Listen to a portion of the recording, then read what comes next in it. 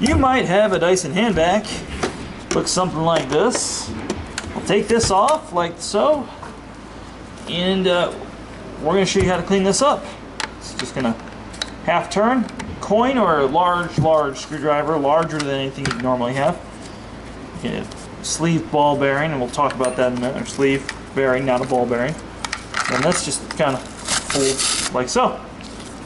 So we're just going to wipe out the inside of this.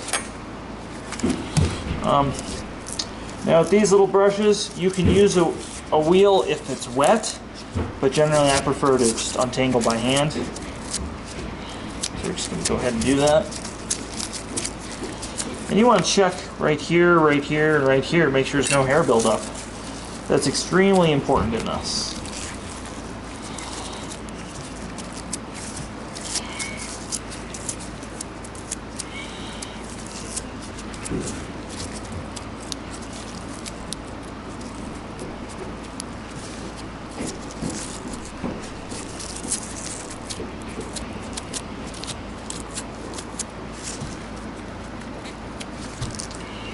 Alright, well, we're going to go ahead and vacuum the rest of it off.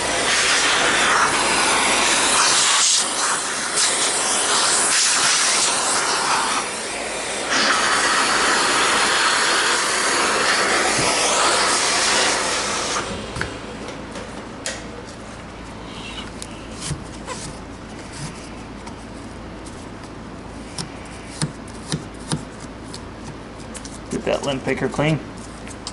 So there's no reason to open this up or go any farther than that. There's nothing in there that's replaceable if it does break, so it's kind of a moot point.